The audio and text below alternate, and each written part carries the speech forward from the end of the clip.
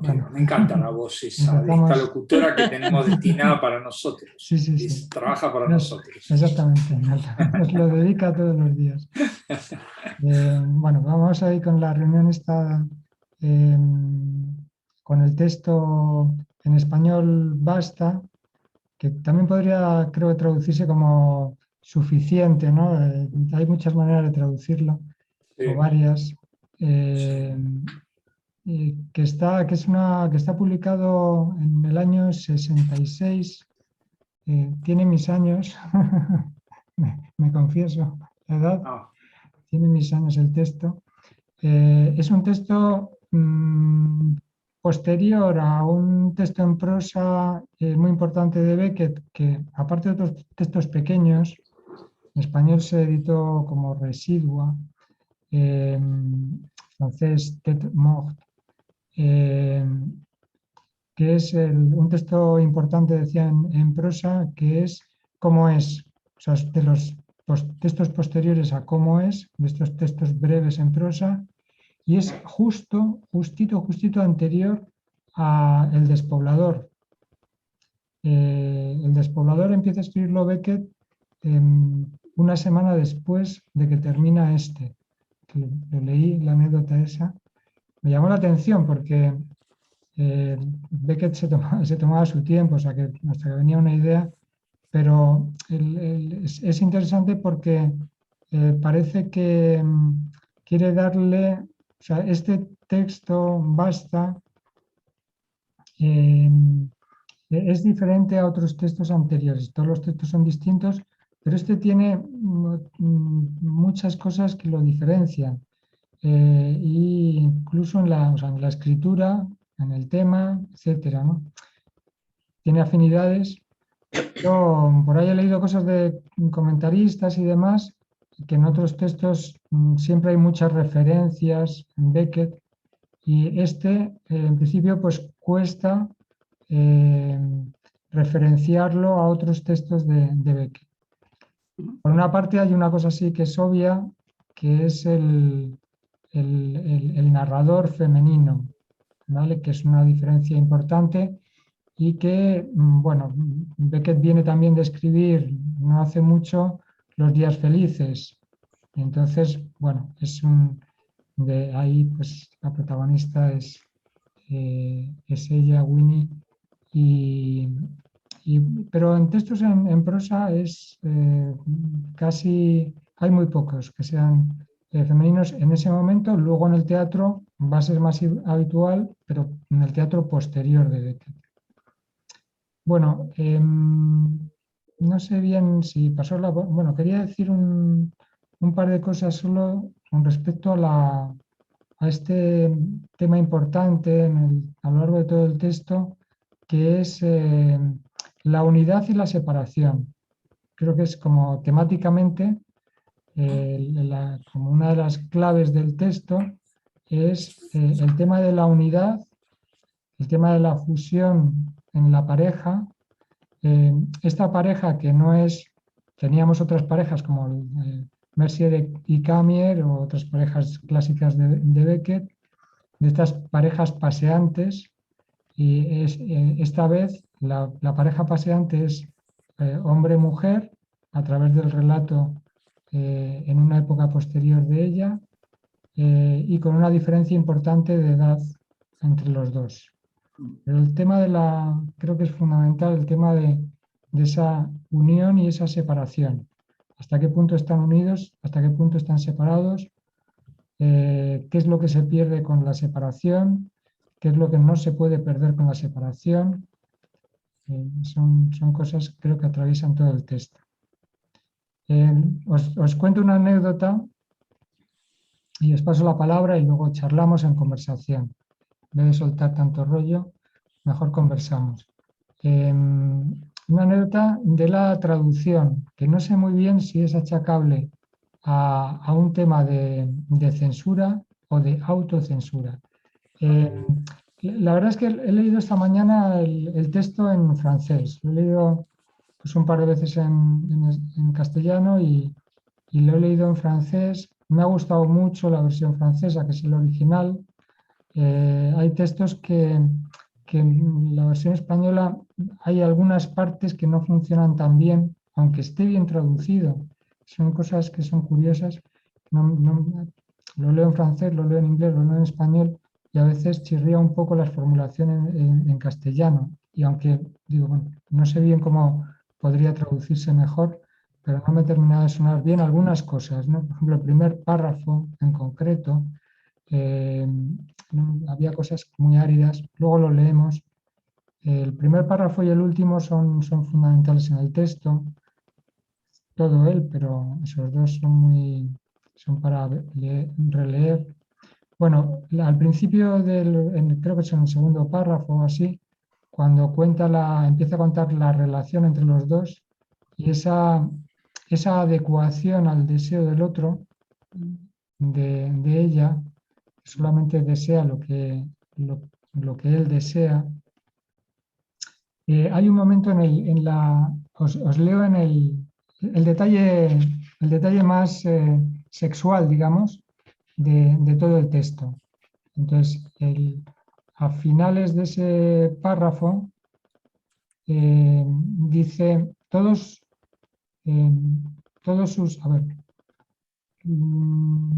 Todos sus deseos. sí, la felicidad, por ejemplo, yo no tenía más deseos que los que él manifestaba, pero él debía manifestarlos todos sus deseos y necesidades. Cuando se callaba, debía ser como yo. Cuando me decía que se la chupara, me lanzaba encima. Le daba satisfacción. Debíamos tener las mismas satisfacciones, los mismos deseos y las mismas satisfacciones. En español dice, lo ha traducido así, le daba satisfacción. O sea, yo le daba satisfacción.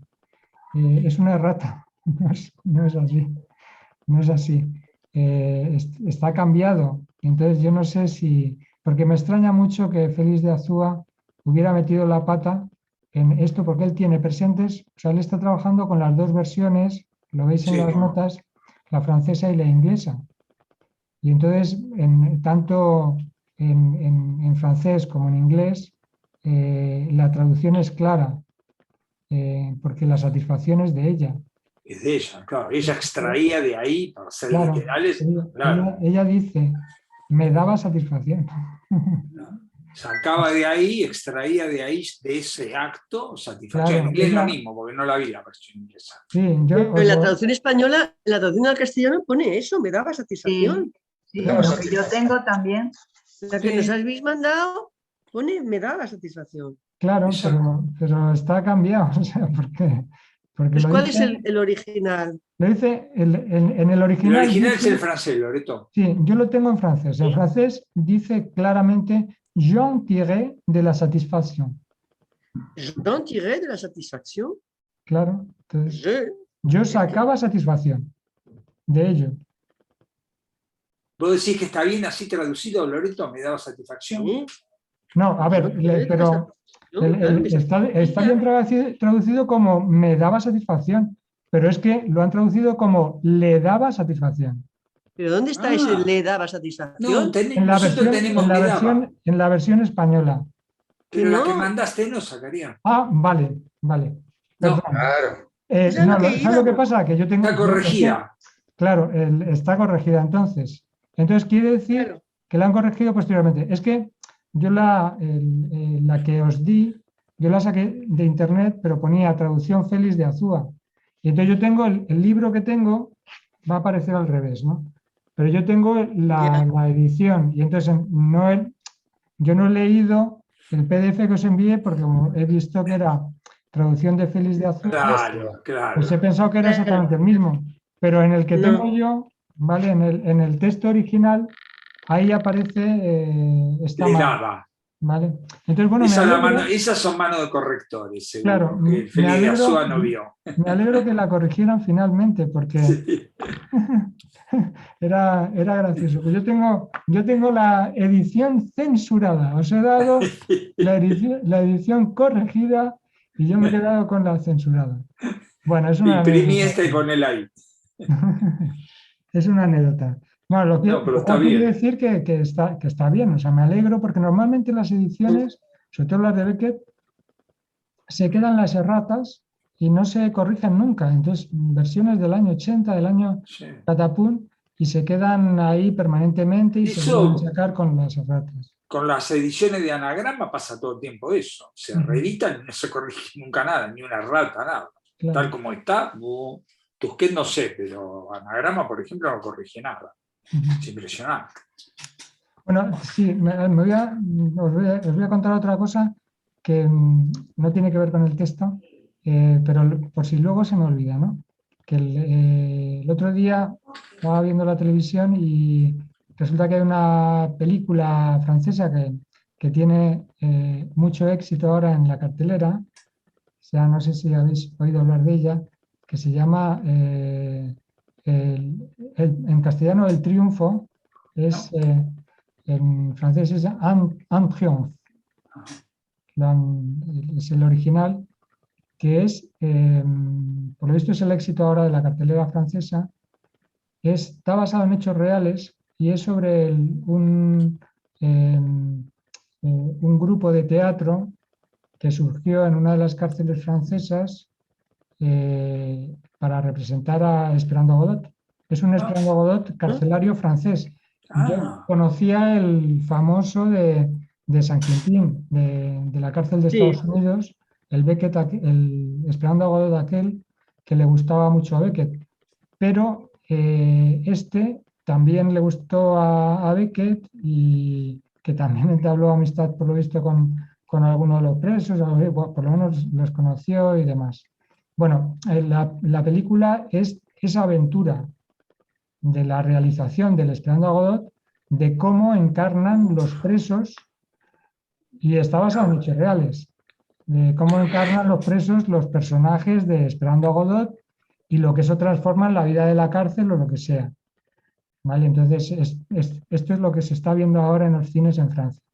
Entonces, sacaría, y eso lo viste ¿te tomaste un avión a Francia para verlo? no, no, O... es que, No, es dale, estoy que, bromando. es que sí, fui como loco, fui como loco. Me largué, vaya. Me la he descargado en francés, sin subtítulos, porque todavía no están los subtítulos en castellano. Pero tengo la versión francesa, ya la tengo, ya está en Bien, mi poder. muy bien, uy, qué ganas. Bueno, Ya bueno, quiero y a ver si la bajaron en fin. Bien.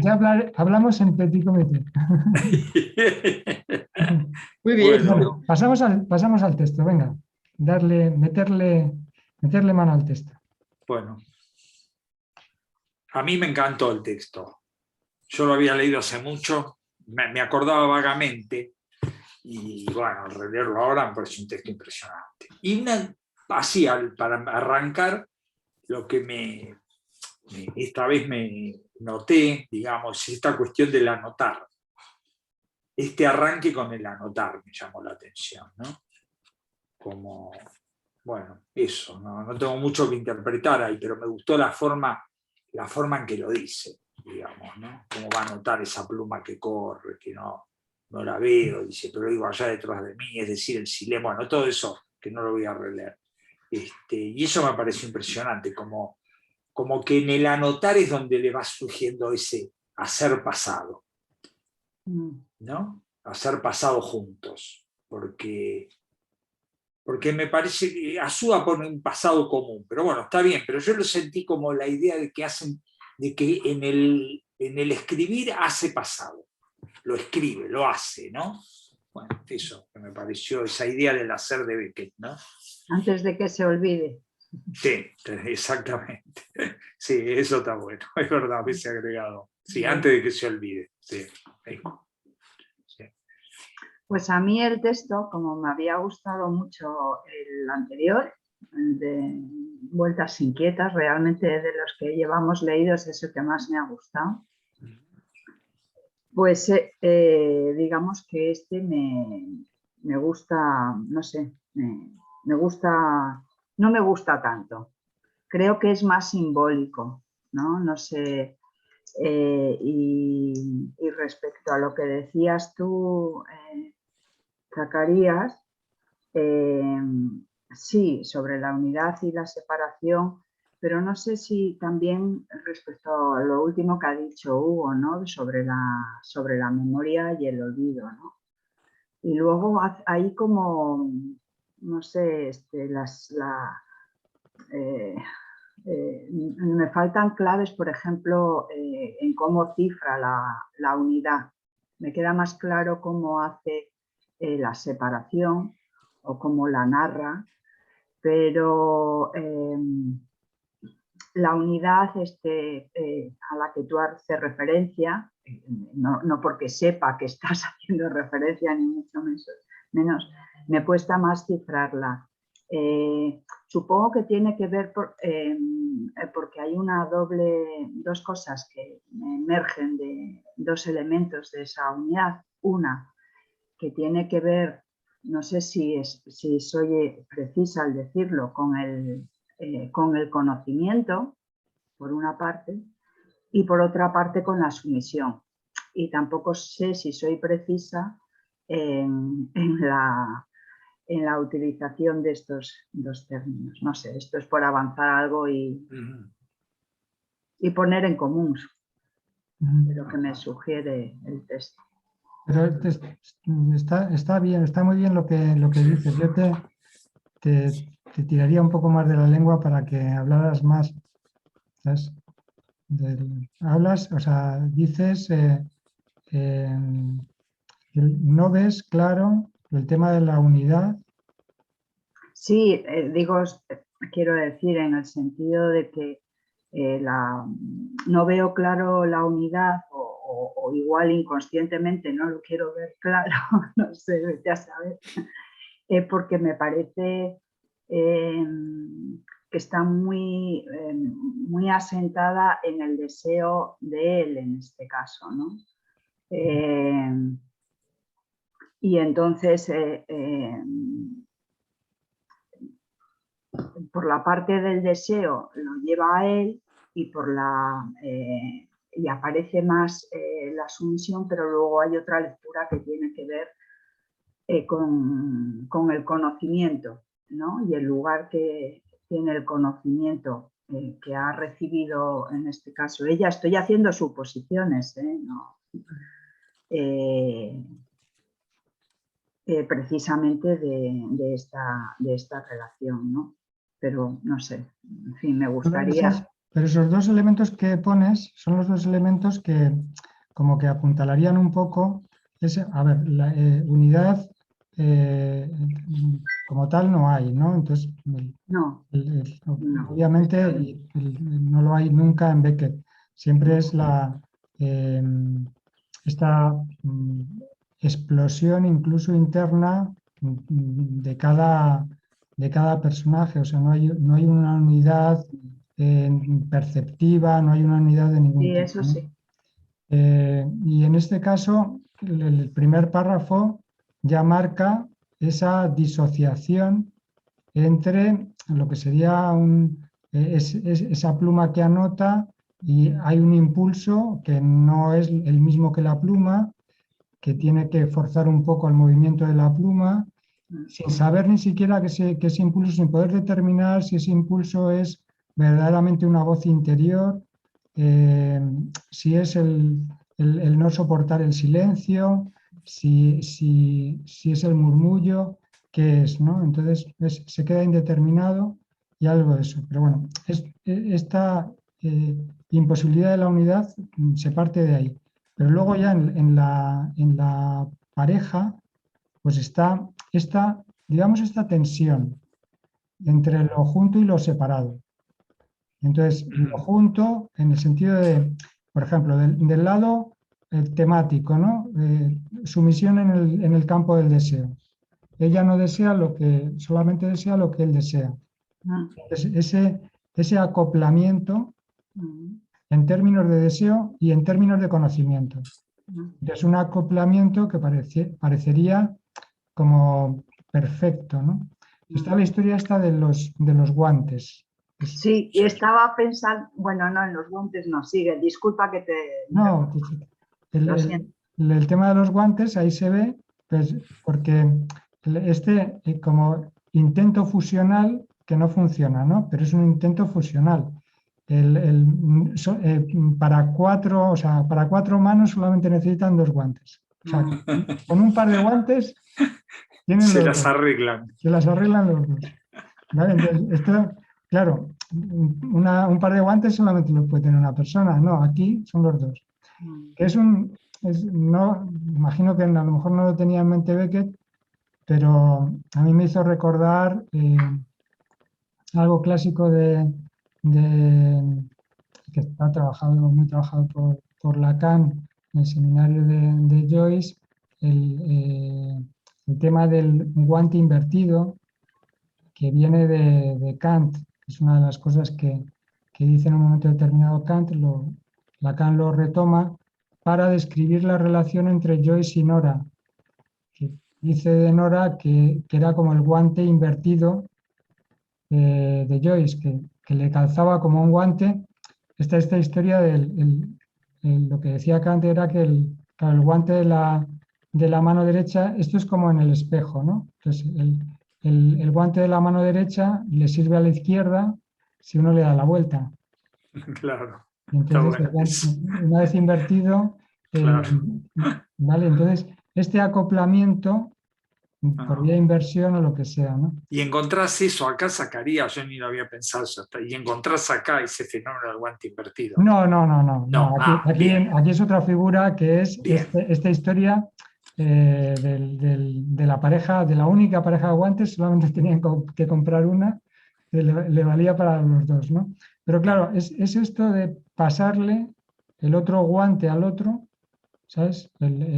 Y entonces solamente hay una pareja de guantes, ¿vale? Entonces es como si solamente, la aspiración es solamente a ser un ser, que no es así, pero hay un juego con esto. De hecho, ella dice que mis dedos eran guantes de hilo bastante ajustados y en lugar de desvanecer las formas, que me encanta esta frase, las ensalzaban simplificándolas. Naturalmente, el mío estuvo demasiado flojo durante años. El párrafo este es muy bonito, Sí. pero no tardé en llenarlo.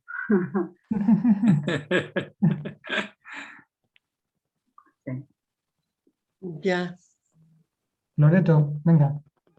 Dale. Bueno, yo es que estoy un poco impresionada por todo lo que estáis diciendo y también porque es un texto que a mí también me ha gustado muchísimo, pero que no hubiera reconocido de Beckett si no hubiera sido por el primer párrafo, con lo de la pluma y tal y cual y no sé qué, porque luego entra dentro de una narración que a mí me parece muy diferente de todos los textos que hemos estado viendo hasta ahora, el paisaje de las flores, de la dimensión cósmica con los planetas, no sé, o sea, en fin, algo muy diferente. Y efectivamente que sí, que eso es pasado. O sea, creo que está jugando con lo que ya, eso ya no es, y se puede interpretar como se quiera, pero son elementos que no aparecer en el resto de las, creo yo, de los paisajes. A los paisajes me refiero propios de Beckett, con esa desolación, esa falta de protección, no sé, o sea, no sé. Bueno, eso por un lado. Por otro, me ha costado muchísimo admitir que lo que estáis diciendo, que habéis dado por sentado que el personaje narrador fuera femenino. Para mí, si no es porque en la traducción española aparece un adjetivo que es alejada del alcance de su voz, en ningún momento he atribuido el personaje a una voz femenina. Porque hay alusiones concretas lo del pene, luego los senos y tal y cual, pero yo creo que lo que es la escritura del texto en sí no tiene en cuenta que esto sea una mujer. Puede ser perfectamente otro hombre, otro ser. De hecho, todo el capítulo de los guantes y demás, yo en todo momento he pensado en el padre, porque tiene una alusión, una imagen fundamental en la biografía de Beckett, que es que va con su padre de la mano y que asiste a la revelación de lo que es la vida a través de ese vínculo que le une al padre. Entonces, bueno, ahí claro, se hace una composición muy extraña entre quién es este señor que va dado. Aparte, cuesta pensar que es alguien joven, es alguien como mayor, ¿no? Bueno, y aparte todas las deficiencias que puede tener. Entonces, eso me da mucho que pensar con respecto a este tipo de escritura de que he leído un par de artículos que iban un poco en esta dirección, pero digo, la primera sensación que tuve fue esa, o sea, no está nada claro que esto sea una mujer. Luego he leído un artículo que hablaba efectivamente del andrógino, todo lo de la separación, la no separación, que si la importancia de las confesiones de San Agustín en este texto, no veo por qué, pero en fin, o sea que era ya mucho más allá de referencias culturales que lo que nos puede dar una lectura como la que podemos hacer así. Entonces, no sé, yo me he quedado en este tipo de percepción en la que sí que veo que hay algo raro, pero tampoco voy a ir como a decir en las conclusiones de ese artículo que decía que era una escritura monstruosa, monstruosa en el sentido de que es la de un ser que no es ni hombre ni mujer, bueno, ni un ser eso más posmoderno, de una relación con el otro que no está en absoluto definida. Yo, No sé. sí, yo he leído, hemos hecho deberes. He leído porque los textos esos que citas y fíjate, mi sorpresa ha sido la contraria, porque yo sí leyendo el texto, bueno, es un texto que había leído y entonces como lo había leído, pues ya creo que ya lo tenía asignado. Y entonces, bueno, no. De hecho, mira, me ha quedado por leer porque hay referencias también. Es un texto que cita mucho en el libro que tiene Badiou sobre Beckett, lo cita bastante. Y tiene alguna referencia con lo que es el encuentro amoroso. Y entonces, claro, él trabaja desde el encuentro, desde una modalidad de encuentro amoroso. Y entonces, un encuentro amoroso que, que es aquí desde la heterosexualidad, podría no serlo, pero yo creo que o sea, que lo es claramente. O sea, Beckett no, o sea, es un yo que habla, pero es como si leemos un texto donde el personaje es femenino y no leemos las indicaciones del teatro, por ejemplo, y que es interpretado por una mujer o él, ella o lo que sea, ¿no? Y simplemente dice yo, si lo vemos en escena, si no lo vemos. Aquí hay unas referencias claras porque hay unos femeninos que aparecen en determinado momento. Y entonces, como hay unos femeninos, el personaje es femenino. Y luego hay una referencia explícita. O sea, porque yo la verdad es que, o sea, un texto escrito en el año 66, alguien que dice en primera persona, todos los deseos, yo me ajustaba a los deseos del otro, el otro deseaba por mí, yo soy como una especie de cabeza hueca con respecto a todo esto, me pide que se la chupe, yo se la chupo, etcétera, etcétera. Pues directamente pienso en un personaje femenino, mucho más pequeño en tamaño, en todo. Sí, claro, la mano, la diferencia de la mano, queda claro eso, ¿no? Y luego finalmente, claro, o sea, esta referencia a los pechos caídos. O sea, obviamente es un personaje femenino. Me sorprende las dudas de estos autores en cuanto y nombrarlo como andrógino. Beckett, o sea, bueno, esto no es muy legítimo decirlo, pero Beckett lo decía, o sea, cuando le tiraban de la lengua, pues no tengo concreto la cita de esto, pero si algún amigo le tiraba de la lengua, pues le decía, fuente de inspiración, Susana y yo. ¿Sabes? Que te decía directamente, incluso cuando dijo la pareja, cuando en un momento determinado él tenía que hablar de, o sea, alguien le preguntó sobre Ham y Clove, son dos personajes en escena masculinos.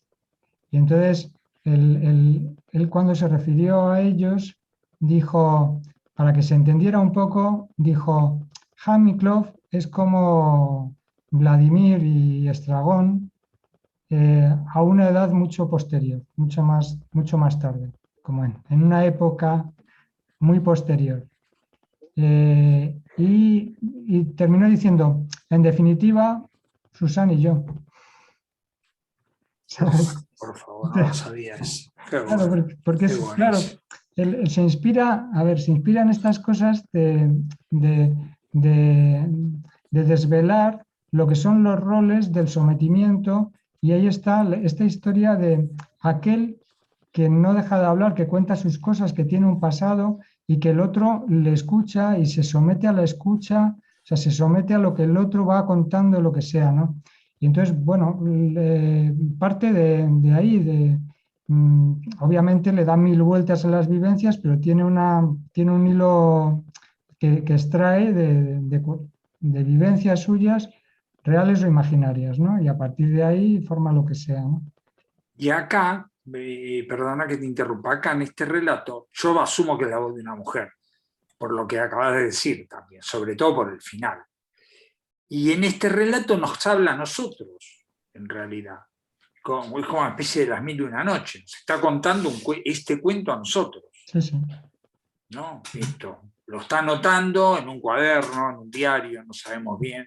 Es una anotación, en principio, no es un relato en términos de memoria, es una anotación. Yo creo que eso es importante por el carácter fragmentario que tiene y porque por momentos los tiempos hay que volver, porque confunde un poco. Y después el otro punto que a mí esto me parece importante, esto de ¿no?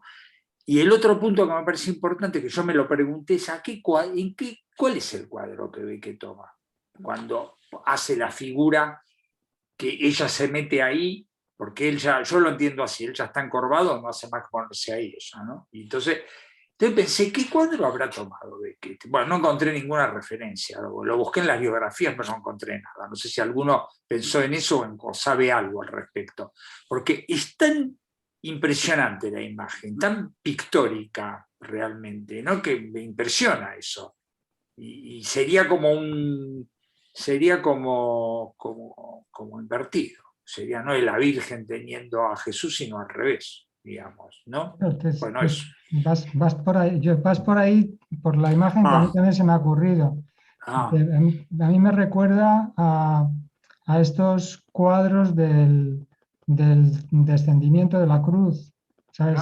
Cuadros de tipo Van Eyck, ¿sabes? Sí, el Roger Van der Weyden en el Prado. Que es un zigzag, ¿sabes? De cómo van quebrando casi en ángulo recto los, bueno, oblicuos, las rodillas, las caderas, el cuerpo de la figura ahí, en este caso muerta, ¿no? Pero del descendimiento de la cruz.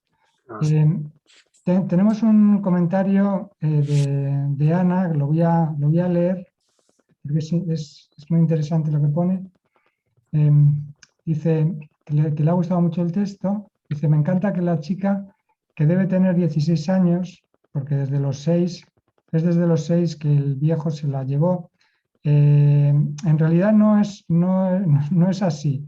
Con respecto a la... bueno, se ha escrito mucho sobre eso, pero se trata de que ella decide, la narradora, decide contar solamente como si dijéramos los 10 últimos años, pero hubo varias decenas anteriores, entonces de años. No se sabe cuántas, pero no estuvo solamente 10 años con él. O sea, yo intuí que serían 30. Serían como varias decenas, no 2, sino 3. Entonces, como unos 30 años o así. Entonces, en la edad en la que escribe, ya tendría como mínimo pues como 20 más, 36 o así. Pero bueno, también hay la contabilidad no puede ser exacta con respecto a aquella que se dice. Y entonces, uno se puede preguntar por qué si uno anota los pasos, los kilómetros al día, ¿sabes? ¿Por qué la contabilidad no es correcta? En Beckett es imposible. Claro. Beckett es imposible que no hiciera la contabilidad exacta. Entonces, bueno, no se sabe. Puede ser precisamente porque lo cuenta ella y no tiene cabeza.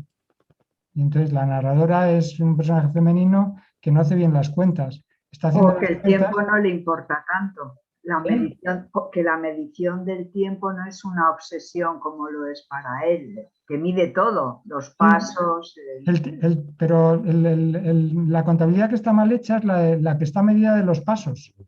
La de los pasos, que es una contabilidad de Vale, él, no he pero, claro, reparado. pero la relata ella. Y Sí. entonces esa contabilidad, si uno realmente hace las cuentas, pues los números no cuadran. O sea, en lo que dice, tantos años haciendo tantos pasos al día, tantos kilómetros al día, etcétera, no salen las cuentas con respecto al total que dice, ¿no? Bueno, eso es, creo que es secundario. Bueno, Sí. sigo con el comentario de Ana. Eh, Dice, desde los 6 años que el viejo se la llevó, abandone al viejo a que se muera en una pradera, aunque creo que falta que le dé una patada en los huevos.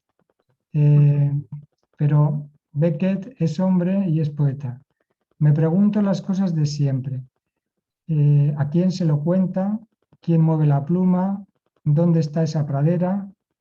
¿Por qué el viejo echa en falta el viento? Pues está bien Linda tomar las pregunta esa, preguntas ¿eh? de ella. Sí, Qué sí, linda pregunta sí, esa. sí. ¿Por qué miente ella con las lomas eh, con las lomas si todo era llano? Son las dos versiones. Ella da la versión de la montaña. O sea, está descrito primero como si la despedida, digamos, la separación, fuera casi al borde del pico de una montaña y de la cima de una montaña, y después dice, no, en realidad fue en llano, en la pradera. Sobre el final, perdón que te interrumpa, pues sí, con lo de Ana, Espera, habla de los... perdona, Sí, termino de decir todo lo que cuenta Ana. sí, perfecto, Luego, sí, por supuesto, para por no supuesto. trocearle Sí, lo que el relato. Dice, creo que por fin se reconoce que le abandonó en un lugar desconocido donde nadie pudo salvarle. Me encantan las margaritas, toda mi cabeza llena de margaritas, a ras del suelo. Y ella es vieja cuando lo cuenta y por fin reconoce que estaba harta de ese abusador de menores. Ana nos hace aquí una lectura feminista, pero es que hoy en día a lo mejor le hubieran censurado a Beckett y habría dicho, ¿cómo es posible que haya hecho eso? yo reparé en eso, perdón que diga yo con tan yo. No, porque, bueno, pero es la historia de los vagabundos, de los perdidos en el mundo, ¿no? Pasa eso. Si uno lee, por ejemplo, todas historias de vagabundos, de jobos, de gente que anda perdida, y pasan ese tipo de cosas. Yo creo que ve que está tomando algo acá que se ve en la calle, lo escucha, ¿no? Que alguien viejo, así todo torcido, se lleve a una chica de 6 años y la proteja, la tenga, la cuide, no la cuide, bueno, en fin, todo eso que uno lo ve desde este lado y ve que entró ahí, y eso a mí me parece que esa es la diferencia, sin ningún tipo de, ¿no?, de juicio, pero entró ahí y vio, porque ese mundo el mundo de los clochard está lleno de todas estas cosas, digamos, no hay ninguna novedad, digamos, la fuerza de Beck es que encuentra ahí en esa relación un fragmento de amor muy fuerte, me parece a mí, ¿no? Que los hace sujetos, que no es una descripción sociológica, no es el mundo de los clochard, Son dos clochars en el mundo. Me parece que esa es la diferencia, ¿no? Es alguien que el sometimiento, digamos, está en este ver a través de los ojos de otro. Entonces, entender a través de los ojos de otro, conocer a través de los ojos de otro, desear a través de otro. Entonces, esta fascinación por el intermediario, y que podría ser de otra manera, ¿no? Pero normalmente la fascinación clásica es por el intermediario masculino. Entonces, habiendo una diferencia de edad, etcétera, ¿no? Entonces, y esta fascinación, por ejemplo, no hablo de Beckett, ¿no? Pero que vemos en las parejas clásicas de escritores, escritor mayor con una jovencita. Y esta jovencita, que el escritor no la buscó. O sea, que no es a veces sucede, ¿no? A veces hay gente que es muy conquistadora, ¿no? Y que utiliza, pues, su lugar social y tal para ello y demás. Pero, o sea, esto es quién conquista a quién, ¿no? Cuando alguien presenta un libro, da una conferencia y luego se enrolla con una chica que ha aparecido en la conferencia, ¿quién conquista a quién? Porque no lo has ido a buscar, o sea, es la mujer quien ha ido allí, o si es al revés, da lo mismo, ¿sabes? Si es una conferenciante y es un hombre quien se acerca y demás. O sea, la fascinación por ese tipo de figuras que hace esas uniones donde el otro lo ocupa todo, y hay una especie de sin la mirada del otro yo no soy nada. Entonces, eso es habitual, ¿no? Otra cosa es cómo se trabaje, ¿no? Entonces, bueno, Beckett lo trabaja así. Yo no vi nada en absoluto de abusadores, ni que la robaran, ni nada de eso, ¿no? Al contrario, vi un profundo acto de amor, tanto por un lado como por otro. Lo que pasa es que tengo la impresión de que estamos en una época en que los deseos humanos son como son e incomodan, pero ¿qué le vamos a hacer? Son los deseos humanos. A mí me parece un profundo acto de amor, empezando porque no hay ningún robo. Aquí no hay, es decir, no se lleva a la chica. Al contrario, se desprende de ella en el momento de la muerte, cosa que me parece un profundo acto de amor por parte de él, ¿no? Es decir, no veo en absoluto para nada ni un abusador, pero vamos, pero para nada, en absoluto, ¿no? Pero es que insisto en esto porque es muy frecuente ya estar incorporando temas políticos a unas lecturas literarias en las que el escritor, un profundo explorador de lo humano como es Beckett, sabe ver cómo son los deseos humanos. Y es lo que dice Zacarías. Aquí estamos viendo a un personaje que ve por los ojos de otro, ¿no? Es decir, ¿cuántos de nosotros no nos adaptamos al deseo del otro? Si el deseo del otro precisamente es el que nos crea. Otra cosa es que después de habernos situado imprescindiblemente en el deseo del otro, que es como surgimos al mundo, otra cosa es que después uno pueda encontrar su propia voz, que de alguna manera es lo que está haciendo la chica cuando está escribiendo. Claro. Cuando la chica está escribiendo de alguna forma su propia voz, su propia experiencia y contada por ella misma. Y es el momento justo de la escritura, como bien significaba Hugo, ¿no? Porque hay que pensar, porque todos tenemos la experiencia de haber perdido experiencias vitales y a la larga en el tiempo nos damos cuenta que nos duele no haber escrito aquello que vivimos. Y aquí esta mujer, porque para mí claramente es una mujer, claro, con todo el respeto, Loreto, cuando en esas lecturas yo no las leí, pero cuando hablan de andrógino, aquí no hace la más mínima alusión a andróginos. Si nos ceñimos al texto, el texto claramente habla de un personaje femenino. Otra cosa son especulaciones que se quieran hacer fuera del texto, pero, en fin, yo, en mi modesta opinión, no encuentro nada absoluto que me lo relacione con un andrógino. Aquí son dos personas que se aman profundamente. Y luego, por otro lado, también me parece que hay algo que ya hablé algo un día de esto, y es del carácter tragicómico de los personajes de Beckett, ¿no? Creo que hay algún elemento de comicidad también. Está muy bien, no había pensado yo en lo del descenso de la cruz y todo eso, que está perfecto, pero hay algún elemento de comicidad, ¿no? Como siempre en Beckett, los personajes físicamente tienen sus precariedades físicas, y este es un ejemplo claro, y a mí me resultó muy cómico el tema del espejo mirando al cielo, ¿no? A mí me parece una imagen muy cómica, ¿no? En fin, y luego me sorprendió mucho este texto, porque claro, yo no lo había leído, y los textos que solemos leer de Beckett son textos con su sintaxis tan enrevesada, y aquí me sorprendió que encontramos un texto de Beckett con la sintaxis un poco más... Bueno, en fin, son cosas que vi en el texto, sí, en principio, ¿no? No, hace un quiebro ahí en lo que es la prosa de Beckett. También se entiende muy bien justamente el que escribe después, el Despoblador.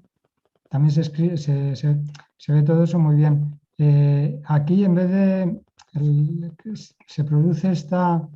porque en el Despoblador cada uno persigue a su despoblador. En esto está el tema de la separación de otra manera. A mí hay cosas que me han impresionado sobre determinados momentos del lirismo que tiene el texto. Me gustaría hablar un poco de ello. Pues se ha dicho algo con respecto a lo que es los espacios, el clima, porque esto se produce con un clima muy especial, vamos, con una geografía y con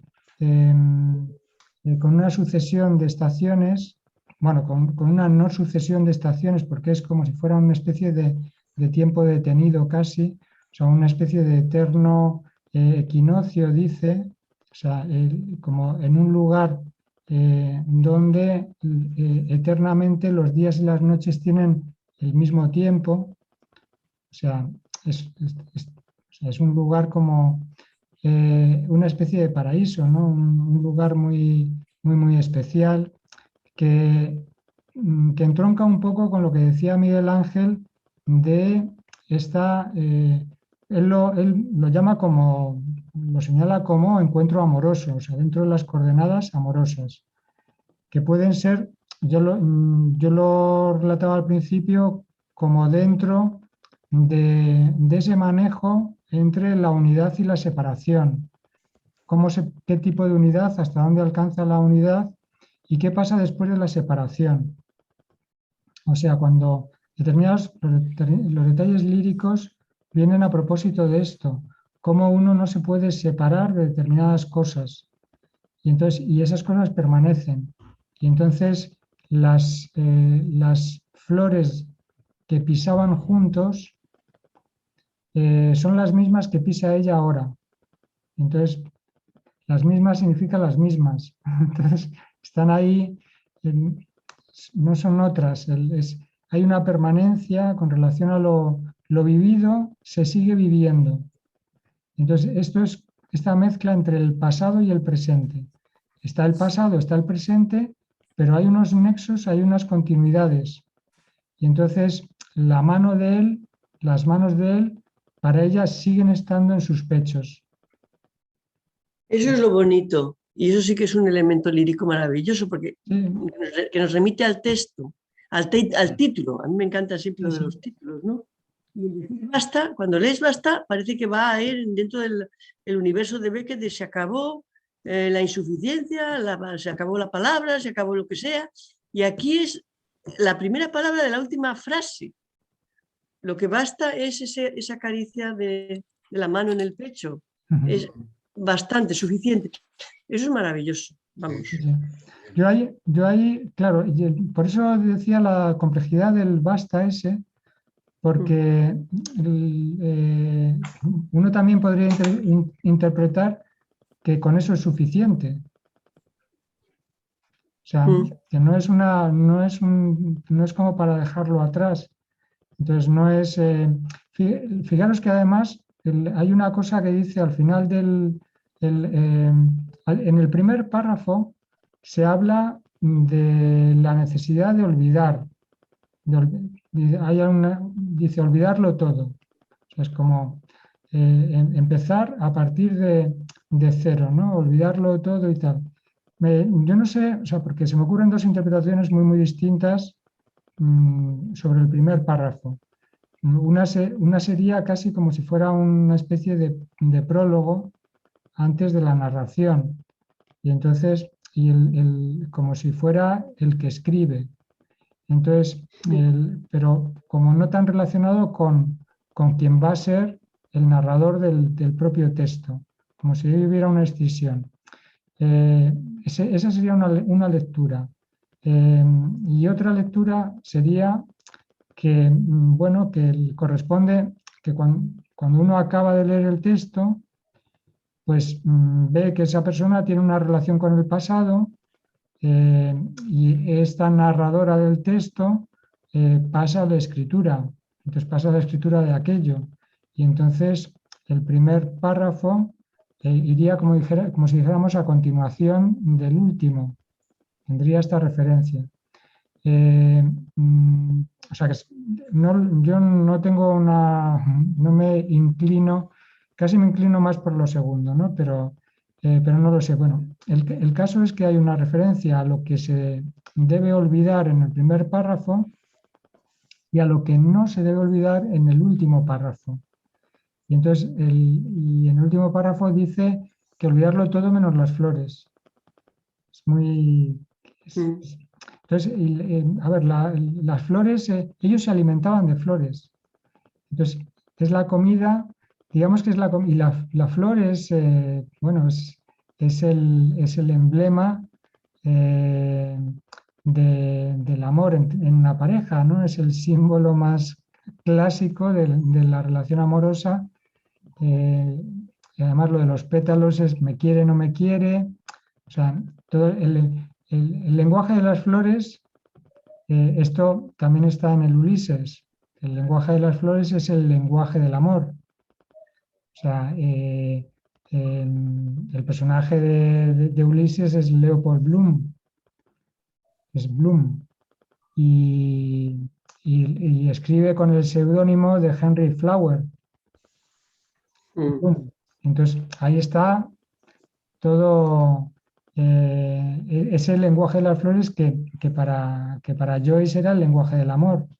Entonces aquí tenemos otra versión del lenguaje del amor con el tema de las flores, que no es sencillo tampoco de interpretar, digamos, porque son flores a las que les falta el tallo, ¿sabes? Que estuvieran como chinchetas en el suelo. Sí, sí. Como nenúfares. Nenúfares, exacto, sí. Pero son imágenes que a mí me parecen como imágenes muy bellas. O sea, esto de quedarse además con esta historia de quedarse con borrarlo todo menos las flores, ¿vale? Que ha sido la comida de la pareja. Bueno, Ana dice alguna intervención más.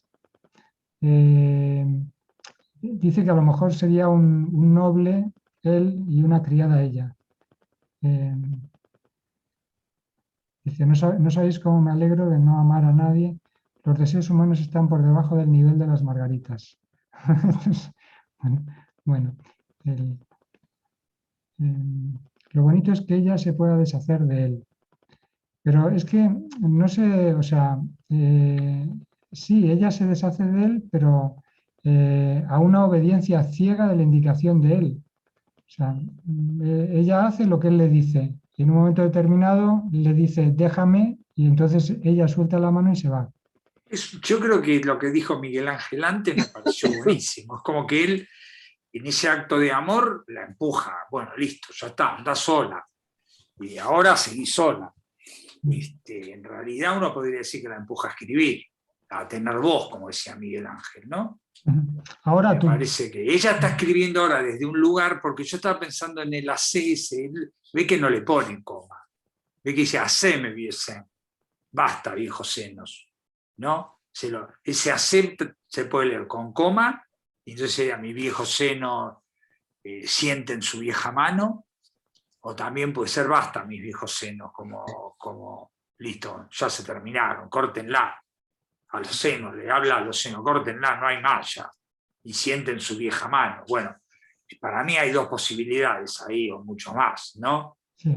Pero no le pone la coma a Beckett. Una vez más, la sintaxis de Beckett sigue siendo como eso, propia, ¿no? De todas maneras, no sé cómo lo veis, lo que estabas diciendo, Hugo, que me parece lo que acabas de decir del acto de amor, de la despedida, vete, ¿no? Pero ella reconoce en algún momento, o sea que después de cómo ha contado la relación con él, yo sigo pensando que se está hablando un personaje femenino. No sé dónde lo tengo. A ver.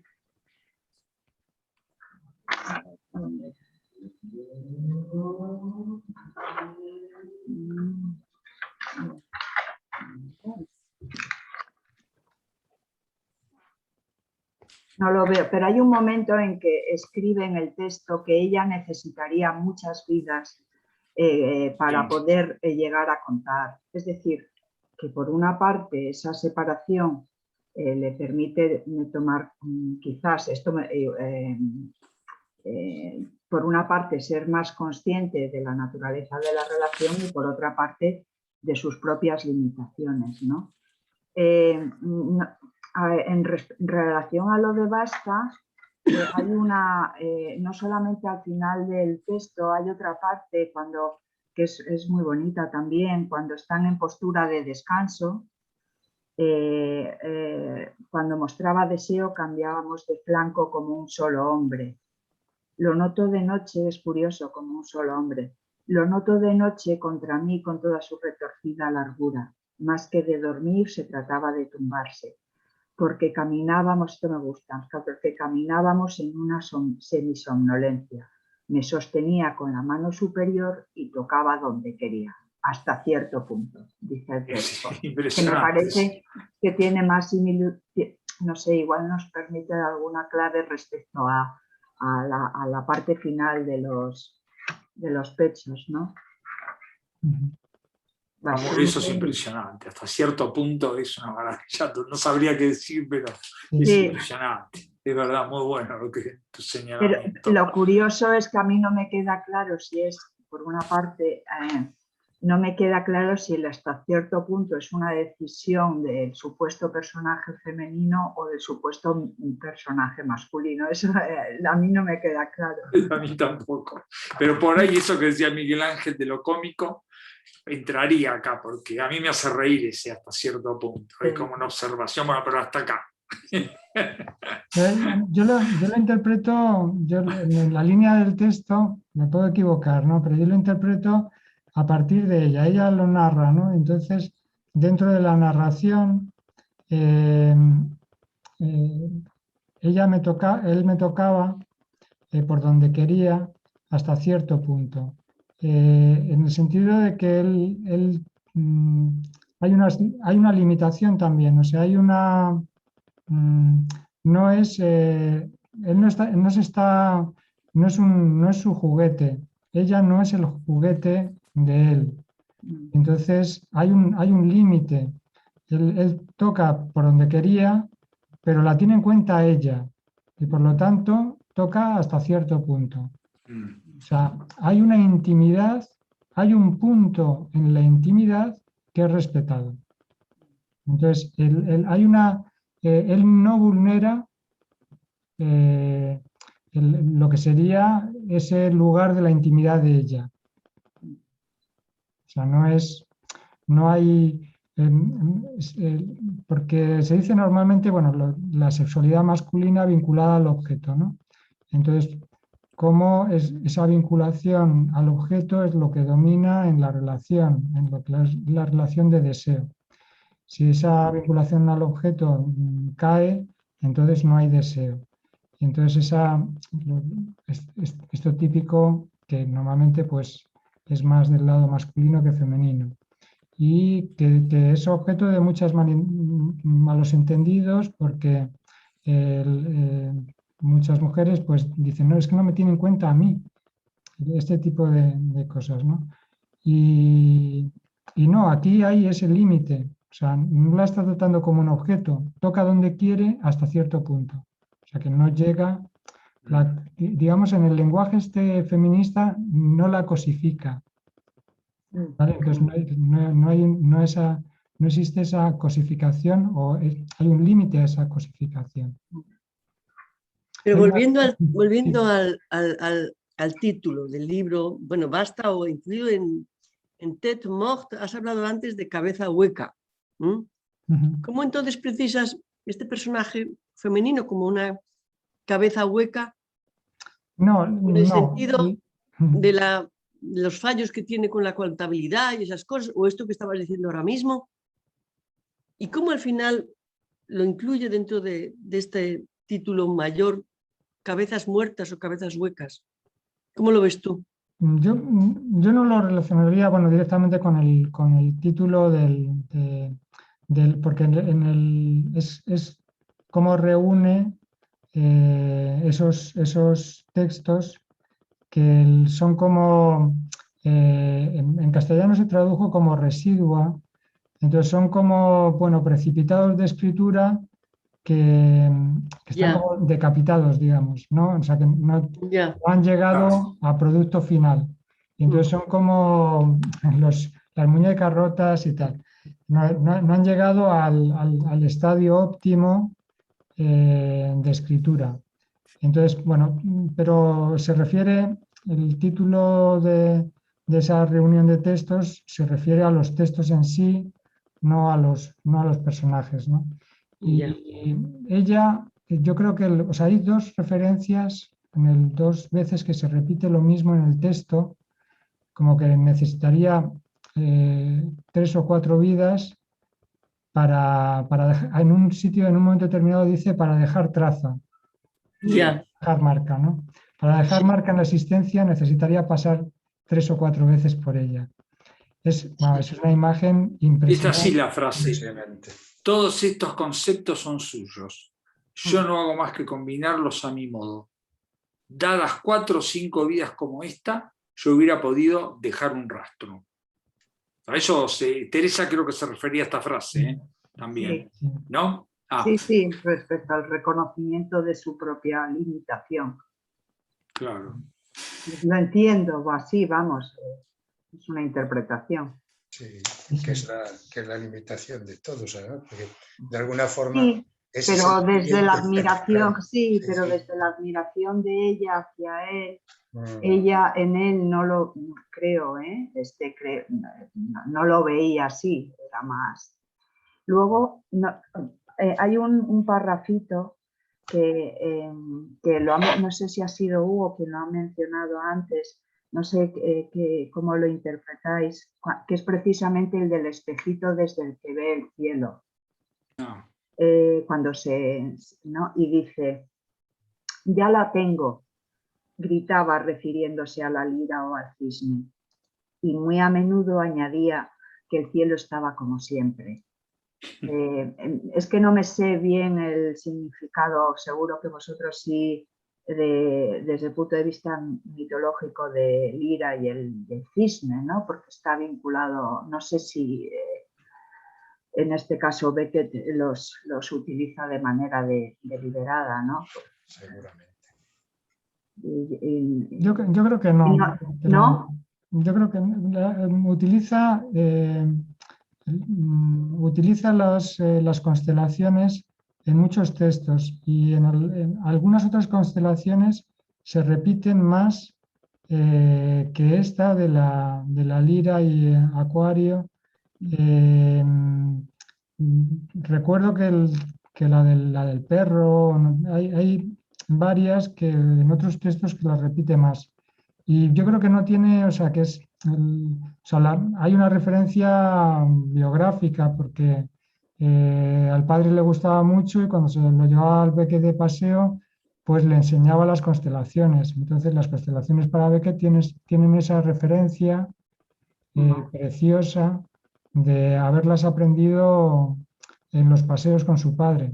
Entonces, claro, paseo y, ¿sabes? Sí, sí. Y mirar las estrellas, ahí está. Vale, vale.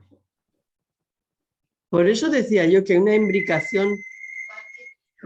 imbricación de esas experiencias vividas con el padre en luego lo que puede ser esta experiencia amorosa, pero en el fondo es una iniciación al conocimiento. Sí. Que pasa por uno o por otro y que luego se funden en la escritura. Yo no he hablado de lo del andrógino como que lo diría yo, sino que eran quienes lo han interpretado así, pero yo creo que aquí se suman, se componen experiencias autobiográficas muy claras, porque eso de esa iniciación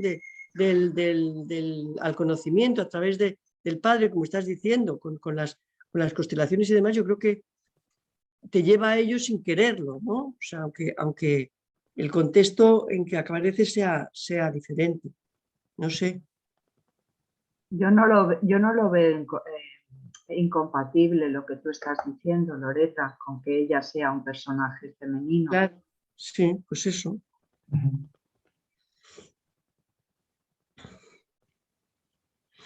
Se había incorporado Fernando Carbonell, pero no. Hola, perdonad. Sí, ¿se oye? Sí, pero no te vemos, no tienes la cámara. Ah. Oye, perdonad, es que no he podido venir antes, pero por lo menos, aunque sea al final, saludaros. Bienvenido, Fernando. Bienvenido, Fernando. Gracias. A ver, no sé si te vamos a perdonar, ya veremos. Bueno, ya, eso ya el tiempo lo dice. Si se ve ya, sí, ya algo.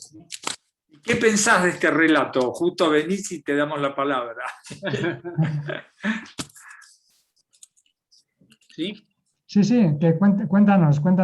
Ah, sí. Bueno, naturalmente temo decir lo que ya habréis dicho todos, ¿no? En fin, yo lo que quería quería participar precisamente en esta ocasión cuando pudiera, centrando el asunto en el traductor. Y creo que es propio que la traducción, el traductor, yo creo que es una dimensión tremendamente beckettiana, ¿no? Todas cosas porque él es bilingüe y, como sabemos, ha escrito en francés, traducido al inglés y viceversa, y entonces él ha tenido que vivir necesariamente la traducción en sus obras. Por lo tanto, yo creo que entra dentro perfectamente, no es externa a él y a sus textos, sino que está dentro de ellos, ¿no? Pero en esta ocasión, bueno, yo de la traducción los traductores creo que todos los traductores son buenos. Y, en fin, yo defino un texto genial como un texto para el cual no puede haber traducción mala. Por mala que sea, siempre es buena, ¿no? Y porque creo que el papel de traductor es muy ingrato, ¿no? Siempre, por poco que sepas de un idioma, siempre crees que tú lo harías de otra manera, y entonces el traductor se expone de una manera bastante dura, y por lo tanto yo siempre he pensado que el traductor hay que dejarlo como persona sagrada, no tocarlo, es inviolable, y por lo tanto respetar la traducción tal como la da. Fernando, qué bueno lo que decís. Dale, seguí. Pero en esta ocasión, sin embargo, quiero enfrentar ese tema desde un punto de vista antipático, ¿no? Es decir, experimentando, como he empezado a ir experimentando leyendo el texto, una especie de antipatía universal. Dentro de esa antipatía, permitidme decir que el primer antipático aunque parezca petulante, soy yo.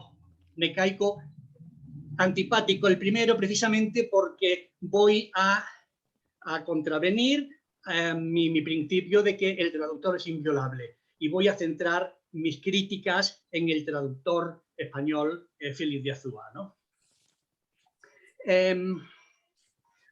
Félix de Azúa, pues desde que empecé a leer el texto, pues yo tenía de él un buen concepto. Hace muchos años vi de él, hace 30 años más o menos, vi en un periódico de él una foto en la que me impresionó porque era un joven guapísimo y que parecía un ángel. Y yo decía, pero este hombre de dónde ha salido, ¿no? No sabe, ya sabes, no sabe si ángel o demonio, pero era una persona de atractivísimo. Después lo he vuelto a ver últimamente y ya me ha parecido una persona normal, ¿no?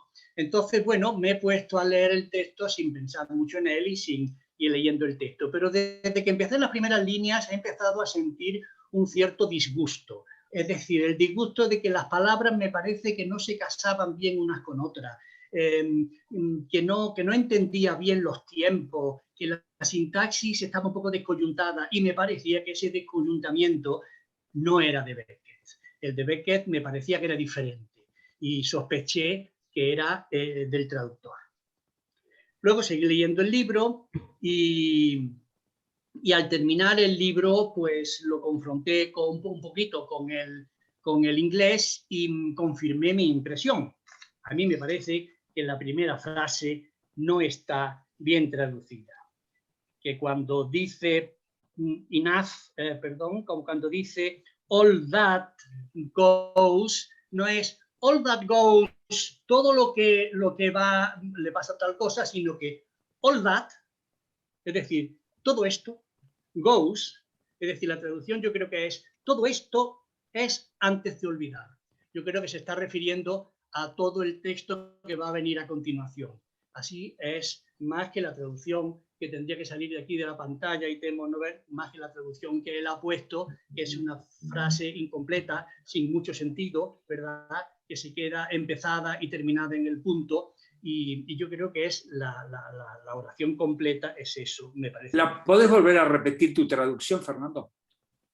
Tu traducción. Todo esto es antes de olvidar. All that, y yo creo que se refiere a lo que viene a continuación, sí, a su texto, es antes de olvidar. Además me parece una frase muy universal, que se puede decir, claro, tautológicamente de casi todo, todo esto es antes de olvidar. O sea, está diciéndonos algo de olvidar, pero ya está poniendo el olvido que va a venir después de todo esto, ¿no?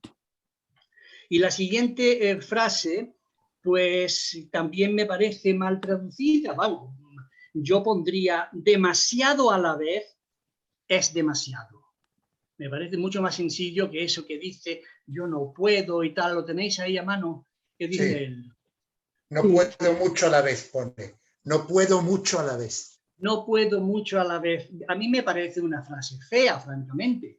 Y a mí me parece que lo que está diciendo es demasiado a la vez es demasiado, al cual se le podía añadir es ya demasiado. O sea, demasiado a la vez es demasiado. Pero perdón, quiero hacer una pregunta. ¿Azúa está traduciendo del inglés o del francés?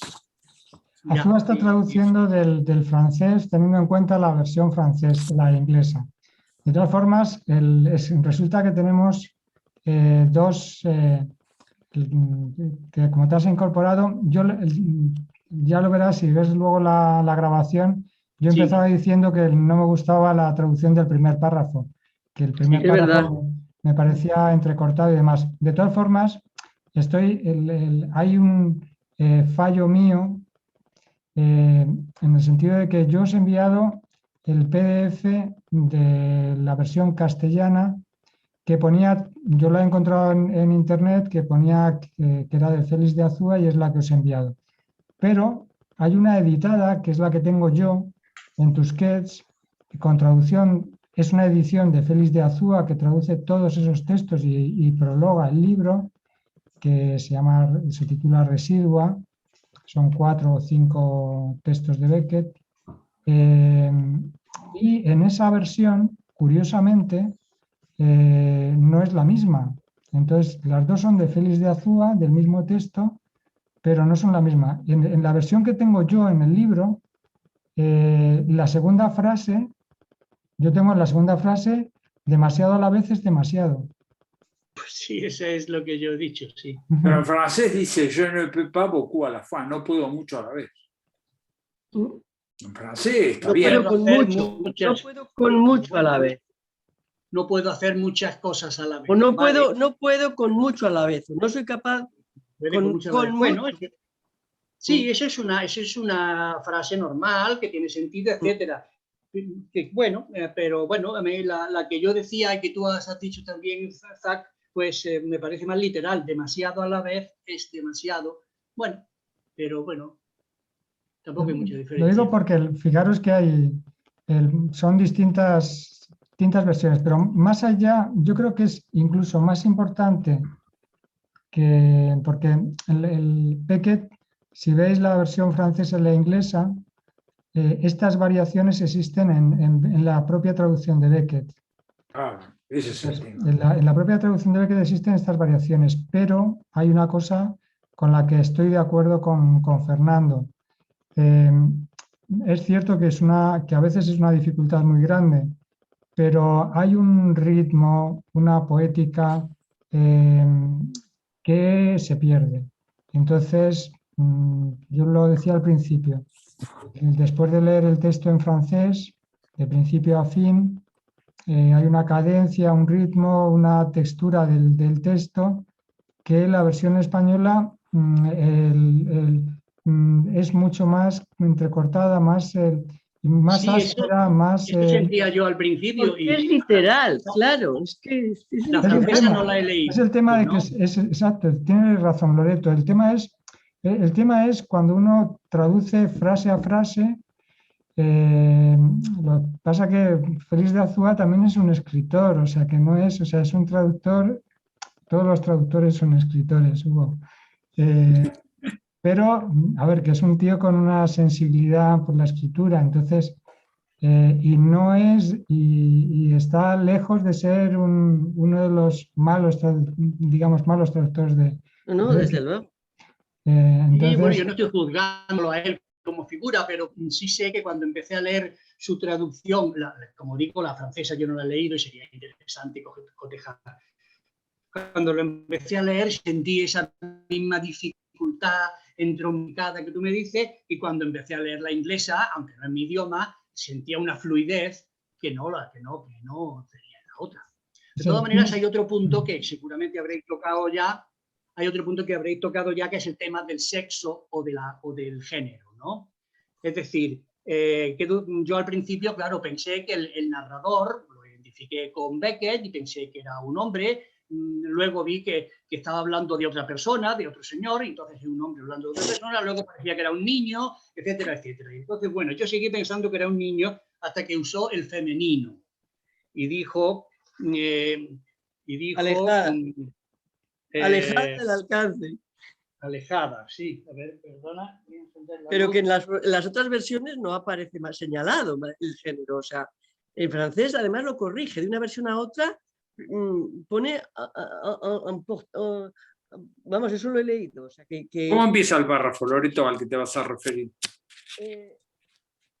Un día... Entonces, un día me dijo de abandonarlo. Eso, a continuación. La siguiente frase. C'est le verbo qu'il employa. Es el verbo que empleó. No debía quedarle mucho de vida. No sé si al decir esto se refería a abandonarle o a separarle. La siguiente frase, la siguiente, más adelante. No me hice la pregunta, nunca me hice otras preguntas que las suyas. No se te oye, Loreto. Me largué sin volver la cabeza. Loreto. No, si te vas del micrófono. Si hablas al lado no se te oye. En francés, no. Alejada, en la versión española dice, alejada del alcance de su voz, estaba fuera de su vida. En francés dice,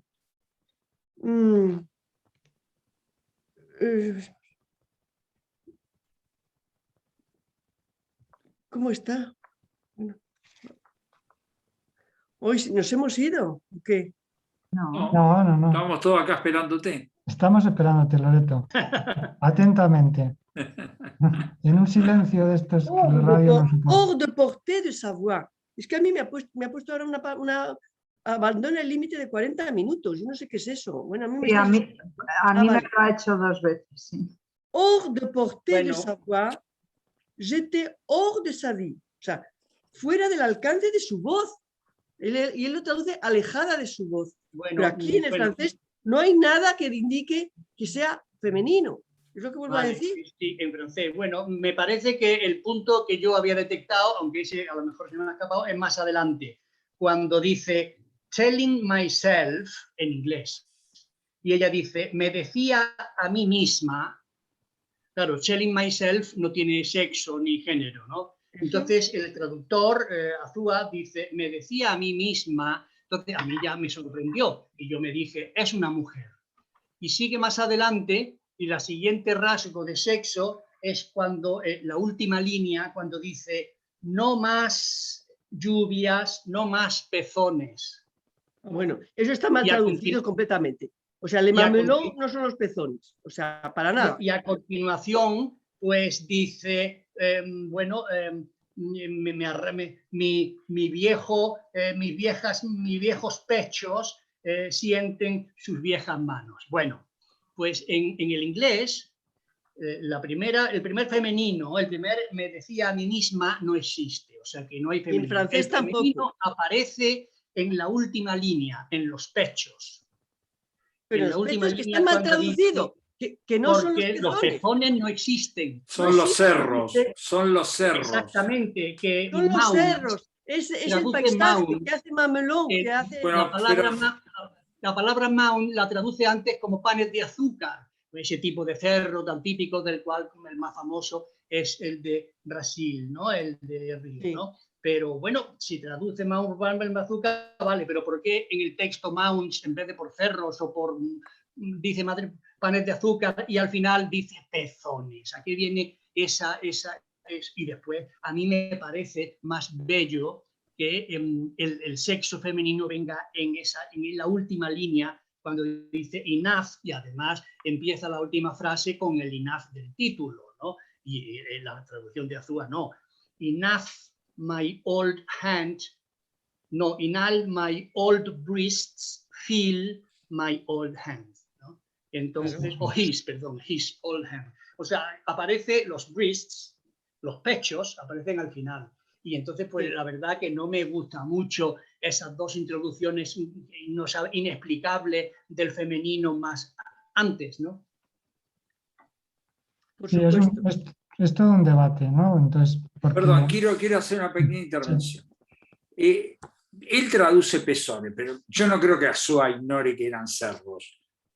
Digamos, opta por traducir pezones. Ya, por supuesto. Pero bueno, porque no tiene en castellano, no sé, ahora no se me ocurre cómo podría solucionar eso. Pero en francés resuenan las dos cosas. Para un lector francés, mamelón suena a pezón y cerro. Y es verdad que lo puede... No. No, ¿cómo que no? Y es verdad que lo puede emparentar con el mamelón de Ole Bonjour. Pero bueno, yo qué sé, él decidió por hacer eso. Ahora te dejo hablar, Loreto. No me cabe duda, pero me parece, pues no le veo mucho sentido, claro. Yo traduciría cerro. ¿Por qué no poner también, pero bueno. cenicero? O ¿por qué no poner Francisco? No sé, no le veo mucho sentido, ¿no? Sobre todo que me parece que le quita el impacto de ese último breasts, de ese último pechos, ¿no? Pero Fernando, insisto, Azúa está traduciendo al francés, cotejando con el texto inglés. Ya. Y decidió ir por el lado del texto francés. Eso Loreto, es re claro en la traducción. Sugiere lo que es la palabra francesa, mamelón. Mamelón, claro. Mamelón. Sí, que es, bueno... Significa cerro también, pero también puede... Sí, tiene las dos. Está eminencia, bueno, los diccionarios dicen cada cosa, bueno, eminencia mamaria y petit colín. Sí. Bueno, claro, sí. Entonces, claro, el francés le sugiere eso, sí. No, yo digo porque nadie puede traducir un texto de dos lenguas a la vez. Está cotejando con el inglés. Bueno, es la opción de él esa, ¿no? Pero en realidad la decisión, creo que lo que priva es la traducción del francés acá. Sí, pero yo, o sea, la verdad es que yo leyéndolo en castellano no dudé de esa traducción de lo de los pezones, pero a mí me cuadra más en el texto, porque como estaba hablando de lo que decía Fernando, está lo de los panes de azúcar y todo eso, es como ha nombrado cerros, entonces tiene más sentido que en esa especie de despedida de todo lo que es a olvidar, Claro, que solamente se va a quedar con las flores. En principio, dice solamente, o sea, todo a olvidar menos las flores. Y luego está esa frase final que contradice un poco eso, porque hay una continuidad en el sentimiento de sentir las manos de él en sus pechos. Entonces, es cierto, o sea, estoy de acuerdo con Fernando en eso, que el traducirlo, aunque pudiera tener... De hecho, a ver, esto me lo imagino yo no sé si es así o no, pero yo me imagino que que la acepción de pequeña colina viene a partir de la equivalencia física. Me Claro imagino. que hay una continuidad entre el paisaje y el cuerpo. Entonces, el sa abarca mucho más que el pezón o incluso la mama, es también el seno. Entonces, es evidente que hay una ambigüedad ahí en Beckett adrede, dejarla sin determinar tan... Pero Loreto no tiene la palabra Asúa, para que en castellano no encontró la palabra para que...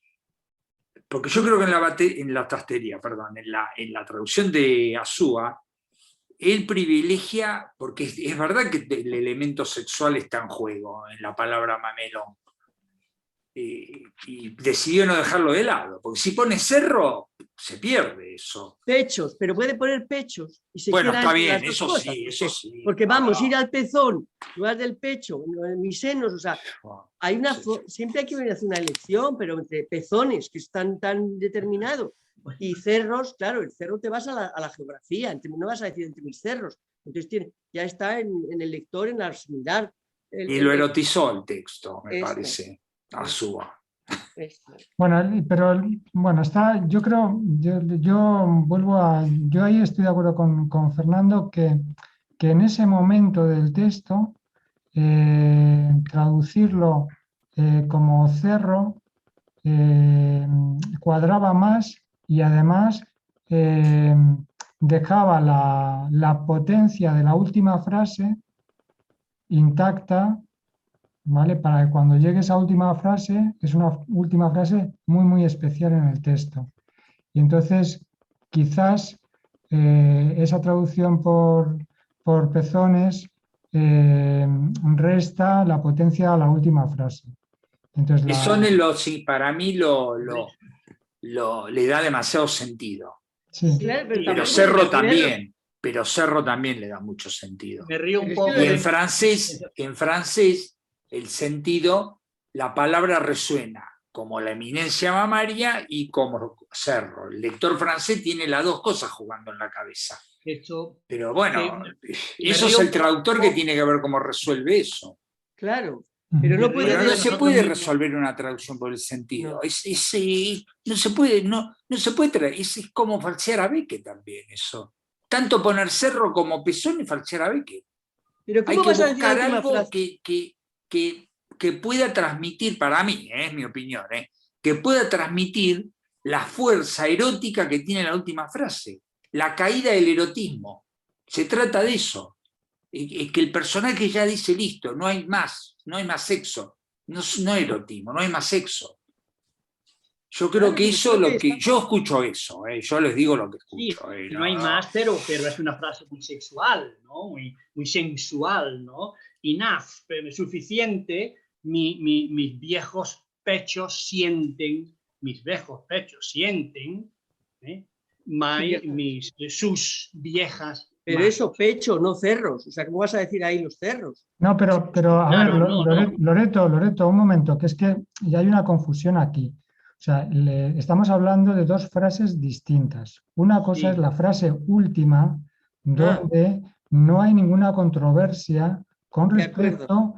respecto, o sea, se puede traducir como senos o como pechos, pero son los pechos. Y ahí no hay Sí. controversia, ¿vale? Entonces ahí está claro. La Lo- controversia es estoy- con Mamelón. Llevo riéndome un rato de nosotros porque estamos intentando hacer una traducción por nuestra cuenta, pero poniéndonos así, pues se me ocurre que en vez de poner pezón, poner repechos, no más repechos, no más lluvias, no más repechos, que tiene un poquito intermedia, y si antes, al hablar de que suben y bajan, pone subimos y bajamos repechos, pues entonces, y ahora pone repecho, pues repecho mantiene ese doble sentido de geográfico y suena a pecho, claro. Y si después pones senos o pecho sencillamente, pues bueno, pero vamos. Pero no, me parece genial. O sea, me parece genial. O sea, esa traducción yo la compro como, ¿vale? Porque esa repecho es una palabra que también, y su sentido material, físico de paisaje, también tiene su toque sexual, repecho, ¿verdad? Exactamente, Además, exactamente. Hay muchas montañas que se le llama el pecho de la mujer, Claro, de la mujer dormida, o sea que sí. es viejo la comparación entre las montañas y los pechos de la mujer, ¿no? Sí, hay muchas, hay unos montes en Guadalajara que se llaman las tetas de Viana. Uy, en Santander hay las tetas de Liérganes. Sí, claro. Pero la traducción esa me parece, o sea, está entre esa traducción de Mamelón, entre una traducción directa sexual de pezón y la de cerros, has dado con la clave, o sea, porque era como, no nos podemos Muy decir bien. ni por una ni por otra porque las dos falsean. Y si el repecho, perfecto, ya está. Connotación, ¿sabes? O sea, no, está clarísimo. Se escucha de fondo lo que se escuche. Cada uno pone lo suyo. Creo que sí. Bien, magnífico. Sí, muy bueno eso. Muy bueno, Fernando. La lluvia Muy también, bueno. ya la lluvia también coge ese sentido erótico, ¿verdad? No más Basta lluvia. de pura lluvia, basta de repichos. Bueno, lo vamos dejando hoy. Y nada más, si queréis Ay, añadir algo Zacarías, más. antes de que nos despidamos, ¿cuándo presenta el libro Hugo? ¿Cuándo presenta su libro? Se ha retrasado. Sí. Se ha retrasado. Entonces, claro, no, si no os habría enviado comunicación. Y entonces, bueno, ahí, como estamos de esta ola donde casi la mitad de la población ya ha cogido, se contagió, pues Hugo y los demás pensaron que era mejor en retrasarlo un poco, esperar a un mejor momento, finales de febrero o así. Yo lo de Beckett también. Yo voy a esto porque, como luego venía lo de Beckett también. Lo de Beckett, lo tuyo, el sin-sineidad. Sí. En principio, yo creo que habíamos ya dado una fecha, ¿no, Loreto? No, habíamos dicho entre el 13 o sea, había 2 fines de semana ahí, un viernes tenía que ser o sábado. Pero de febrero, Loreto, de febrero era. Sí. Era ya en febrero, sí. Mira, sí, yo era lo voy ya a... en febrero, pero después de lo de Hugo, por eso digo. Claro, lo que pasa es que como lo de Hugo se va a hacer en realidad después que lo tuyo. Ah, vale. Salvo que lo retrases lo tuyo, ¿vale? Entonces, no, a mí dime cuándo convendría para articularme con el de Almería. Vale, yo te envío comunicación. Yo creo que hablamos ya de una fecha. Ahora no recuerdo. Yo creo que no, pero bueno, da igual. Vale. Pues yo te escribo y te digo fecha. Fechas posibles, a ver qué podéis elegir y cómo lo podemos hacer. Fenomenal. ¿Vale? Y a los demás, nada. Y a los demás, pues bueno, con lo que quedemos lo veréis en el correo y Y bueno, pues hasta la próxima. Bueno, Para Venga, todos. Venga, un abrazo a todos. Hasta la abrazos a próxima. todos. adiós, un abrazo. Venga, chao. Chao.